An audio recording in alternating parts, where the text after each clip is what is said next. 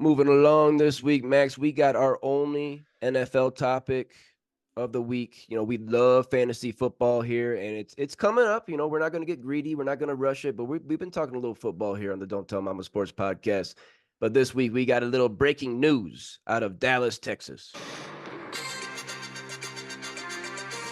Cowboys star wide receiver CeeDee Lamb is officially holding out as he is skipping the team's mandatory minicamp in search of a contract extension. Maxie still has 1 year remaining on his rookie deal. Last season, he led the NFL with 135 receptions. That was 16 more than anyone else. He was second in the NFL with 1,749 receiving yards. He was third in the NFL with 12 receiving touchdowns, and he led the NFL with 181 targets. Max, he was the number one wide receiver in full PPR ESPN fantasy leagues, was 403.2 fantasy points. That was 26.8 points more than number 2 Tyreek. Blew out the position. Since CeeDee Lamb can and will be fined, this is officially a holdout. Max, you're sitting there with a big keeper decision to make in fantasy football. How nervous does this news make you? Go Breezy. I think I'm cursed. I swear. I think I'm cursed. I get this almost every single season. Last year, Josh Jacobs. Okay, that was a big name. I think Nick Chubb was talking about it, but he ended up getting a contract pretty quick. It was pretty quick.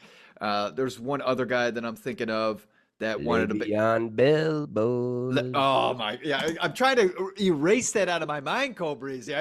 You keep bringing it back. Yeah, Le'Veon Bell, who didn't get the contract, held out the entire season. Fucked me. How about that? That was before we had the IR slot, so I think he just burned a spot on your bench the whole season. Just sat there. I was like, oh, he's coming back. Didn't play the entire damn season. He's out freaking in Miami doing the cha-cha with margaritas. Douchebag. What a douchebag. But CD, okay, this is all I got to say. You already named out the stats. Jerry Jones, just pay the guy. Pay the guy. All right. We just saw Justin Jefferson receive the highest contract from a non-quarterback in the history of football. Pay the guy. Okay. You have a guy that is going to be here for years. Okay. Has shown that he is talented no matter who's throwing the ball. Mm-hmm. Give him the money. Give him the money. Come on. Just turned 25 in April. Still young. Give him the money.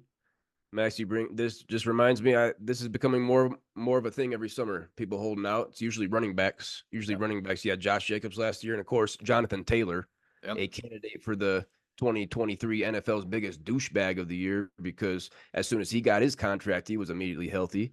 I think about Ezekiel Elliott. He held out. Melvin Gordon held out. And, of course, the first one that really comes to mind that we already talked about was Le'Veon Bell, that really fucked you over, Max. What do you see happening here? Does Jerry Jones pay up because you got Micah Parsons you got to pay? You got to pay Dak soon. Is he opening up his wallet for CeeDee Lamb, and is CeeDee playing week 1? I'm going to go ahead and say yes. I have a little inside scoop. I train a client that's from Texas, big Dallas fan, and he already told me Jerry Jones wants to win, so he will pay the guy because he has the money to pay him. So I was like, okay, fair enough. Boom. Yeah. This is not to mention, this is the best player on Dallas. CeeDee Lamb is the best player on Dallas, unless you want to go Micah Parsons, which we can argue that. We can argue that. Yeah. Max, Aaron Rodgers is also missing Jets mandatory minicamp. And the Jets have come out and said this is an unexcused absence. What's your thoughts on this? And could Aaron possibly be taking another offseason trip? He's got to go find himself. He loves to find himself. Ayahuasca, dark room, shit in his pants. That's his way. Or maybe he's out fundraising for frickin' Robert Kennedy Jr. Maybe that's what he's doing this offseason. So I really don't care. No one cares about the fucking Jets anyway. So, I find it interesting. The Jets are saying it's unexcused. Like, it's unexcused, Aaron. Like, what's going on? He's going to be getting fined for this. So, if he's on another ayahuasca trip, then good for him. I think he's got to get his mind right every couple off seasons, I guess. Go Breezy real quick, because we're talking about the Jets. Garrett Wilson Are you what are you leaning towards when it comes to keeper considerations on that?